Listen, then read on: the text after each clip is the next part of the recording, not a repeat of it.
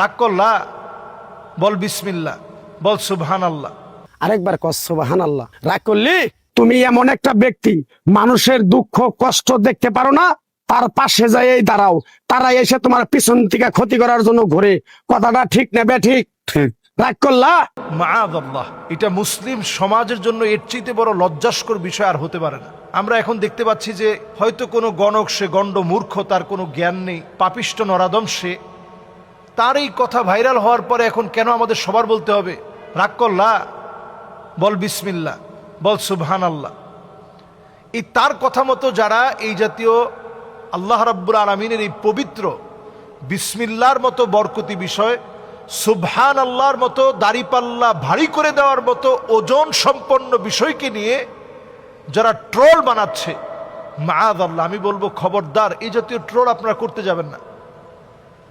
একজন গণকের কাছে স্বাভাবিকভাবেই যদি আপনি যান, গমন করেন, নবী আলাইহিস সালাতু ওয়াস সালাম বলছেন, মান আতা কাহিনান আও আররাফান ফাসাদ্দাকাহু বিমা ইয়াকুল ফাকাদ কাফারা বিমা উনজিলা আলা মুহাম্মদ সাল্লাল্লাহু আলাইহি ওয়াসাল্লাম। গণকের কাছে যারা যাবে, যারা হাত দেখাবে, যারা এগুলা বিশ্বাস করবে, গণকের কথার ওই তাবিজ নিবে, গণকের কথার ওই গাছের শিকড় নিবে, নবীজি বলছেন ফাকাদ কাফারা বিমা উনজিলা আলা মুহাম্মদ সাল্লাল্লাহু আলাইহি সাল্লাম, তার ইবাদত আল্লাহর কাছে কবুল হবে না, তার ইবাদত নষ্ট হবে। এমন কি ওই লোকটা আল্লাহর কাছে এতটা ঘৃণিত হবে, তার ঈমানটা নষ্ট হয়ে যাবে। ইবাদত নষ্ট হলো, ঈমান ধ্বংস হলো, ঈমান ধ্বংস হলো, ইবাদত নষ্ট হলো, গণকের কাছে যাওয়া। তা আমাদের দেশে দেখা যায় গণকরা অনেক দিন ধরেই এগুলো করে তেমন একটা তারা ভালো সুবিধা করতে পারছিল না।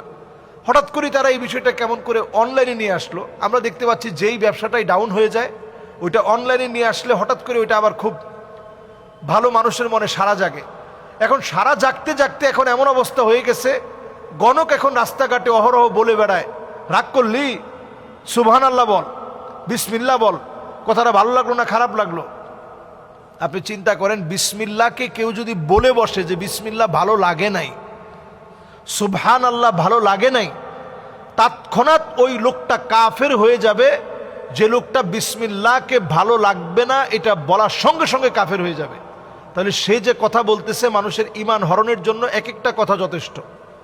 এরপরে আসুন, সে যে কথাগুলো নর্মালি বলে থাকে যে তুই সবার জন্য অনেক কিছু করিস কিন্তু কেউ তোর কষ্টটা বুঝে না, সবার জন্য তুই সব দিয়ে দিস, সবার জন্য তুই সব কিছু ব্যয় করে ফেলিস, কিন্তু কেউ তোর মনের বেদনাটা বুঝে না। তো স্বাভাবিকভাবে প্রত্যেকটা পরিবারেই সন্তানদের ভূমিকা তো ছোট হোক বড় হোক প্রত্যেকের ভূমিকা থাকে। তো বললে তো এই কথাটা মিলে যায় যে আসলে আমি পরিবারের জন্য অনেক কিছু করলাম, ভাইয়ের কাছ থেকে আমি পাই নাই, বোনের কাছ থেকে পাই নাই, এরকম একটা দুঃখ বেদনা তখন মনের মধ্যে স্বাভাবিকভাবেই চলে আসে যে আসলে তো কোনো সত্যি কথা বললো। এরপরে বলে যে তোর এই বছরের ভিতরে 3টা বড় বড় ফাড়া গেছে, ফাড়া মানে বিপদ। তো এরকম ফাড়া কার জীবনে যায় না? প্রত্যেকের জীবনে কিছু না কিছু বিপদ আপদ যায়। আল্লাহ তাআলা পরীক্ষার প্রশ্নপত্র ভিন্ন ভিন্নভাবে করলেও বিভিন্ন রকমের পরীক্ষা আল্লাহ তাআলা দিয়ে থাকেন। এগুলো গুনাহ মাফের জন্য হয়, নিজের সম্মান ইজ্জতকে আরও আল্লাহ তাআলা বাড়িয়ে দিবেন, বান্দার সম্মান ইজ্জত আরও বাড়াবেন, এজন্য পরীক্ষা নিয়ে থাকেন। তো তারা বলে তোর এই কয়টা ফাড়া গেছে, সামনে আরও এই কয়টা ফাড়া আছে, রাগ করলি বলে আপনার বললো যে সুবহানাল্লাহ বল, তাহলে তোর ফাড়া কেটে যাবে। আসলে কিন্তু সুবহানাল্লাহ বলে সে অ্যাট্রাকশনটা, তার দিকে আপনার মনোযোগটা সে কিন্তু পুরোপুরি নিয়ে নিচ্ছে। এরপরে সে আপনার চোখে চোখে তাকায় বলল যে এই যে আমি কথাটা বললাম, কথাটা কি ভুল বললাম না ঠিক বললাম? হ্যাঁ ঠিক বলছি। ঠিক বললে তোর সাথে কি আগে কখনো আমার দেখা সাক্ষাৎ হয়েছে? না, দেখা সাক্ষাৎ হয় নাই। মিশা কথা কইস না, মিশা কথা কইলে আল্লাহকে দাবি থাকবি। যেই লোকটা আপনার দাবি শিখাচ্ছে ওই লোকটা আসলে কোনো মুসলমানই না, তার কোনো ঈমানই নাই, সে আপনাকে ঈমানের দাবি দিয়ে আল্লাহর কসম দিয়ে সে আপনাকে আটকায় ফেলতেছে। এরপরে দেখবেন বলবে যে আমার কাছ থেকে ওষুধ নেওয়ার জন্য 1 কোটি টাকা দিল, আমি ওষুধ দেই না। আমার বাপ বলছে ওষুধ বেচা কোনো সময় নিবি না, টাকা খাবি না, খাইলে ওই টাকা তোর উপরে আগুন হিসাবে আসবে, গজব দিয়ে তুই নিজে শেষ হয়ে যাবি। তা টাকা নিচ্ছি কিসের জন্য? টাকা নিচ্ছি পেটের জন্য। ওই মানে ঘুরায় পেঁচায় সে আপনার কাছে একটা গাছের শিকড় অথবা একটা গাছের পাতা এক্কেবারে বুং বাং দিয়ে আপনার কাছে বিক্রি করে চলে গেল, আপনি মনে করলেন যে আপনার ভাগ্য পরিবর্তন হয়ে যাবে। কোথাও কোথাও একটা পাথর বিক্রি করে দিয়ে গেল, আপনি মনে করলেন এই পাথর আমার ভাগ্য পরিবর্তন করে দিবে। টোটাল এই বিষয়টা সম্পূর্ণরূপে শিরক, এগুলো ঈমান বিধ্বংসী বিষয়। এজন্য আমরা এগুলা নিয়ে ট্রল করব না, এদের কাছে যাওয়ার প্রশ্নই আসে না। যত রকমের আংটি হোক, এই যে আমরা আংটি পরেছি, এই আংটিটা হচ্ছে শুধুমাত্র, এই আংটিটা শুধু না, অন্যান্য যত আংটি আমরা পরব, এটা শুধুমাত্র একটা বৈধ ফ্যাশন, যে ফ্যাশনটা ইসলাম আপনাকে বৈধতা দিয়েছে, আপনি করতে পারবেন। এছাড়া অন্য কোনো কারণে আংটি আপনি পরবেন, আংটি আপনার একটা উপকার নিয়ে আসবে, এরকম কোনো কারণে আংটি পরা যাবে না। আকিক পাথর, এই আকিক পাথরটা নবীজি সাল্লাল্লাহু আলাইহি সাল্লাম ব্যবহার করেছেন, পড়েছেন, আপনি সেই হিসাবে পড়তে পারেন। এর বেশি কোনো কিছু মনে করার কোনো সুযোগ ইসলামে নেই। কোনো গণকের কাছে যাওয়া যাবে না, টিয়া পাখির কথা বিশ্বাস করা যাবে না। এখন দেখবেন এই গণকরা সব কিছু অনলাইনে নিয়ে আসছে। মাঝে মাঝে বিভিন্ন রাসায়নিক দ্রব্যাদির বিনিময়ে, আপনাদেরকে বলে রাখি, আপনারা দেখবেন গণকরা সামনে আরও বেশি এগুলো অ্যাপ্লাই করবে। বিভিন্ন রাসায়নিক দ্রব্যাদি একটার সাথে একটা মিললে একটু আগুন ধরে যায়। কিছু আছে এমন যেটা আপনি খালি চোখে হয়তো দেখতে পাচ্ছেন না, পানির মধ্যে দেওয়ার সঙ্গে সঙ্গে আগুন ধরে যাবে। তো আপনি আপনার চোখের সামনে একজনের কাছে গেছেন, সে আপনার আগেই সেট আপ দিয়ে রাখলো, যদি তোমার সাথে জিন থাকে, কেউ কালো জাদু করে থাকে, তাহলে পানির মধ্যে আমি ফু দেওয়ার সঙ্গে সঙ্গে আগুন ধরে যাবে। আসলে সে আগে থেকে ওইটা সেট করে রাখছে। ফুয়ের সঙ্গে সঙ্গে সে হাত থেকে আস্তে টোকা মেরে গ্লাসের মধ্যে দিয়ে দিল, এরকম ফুটা নিল এইভাবে,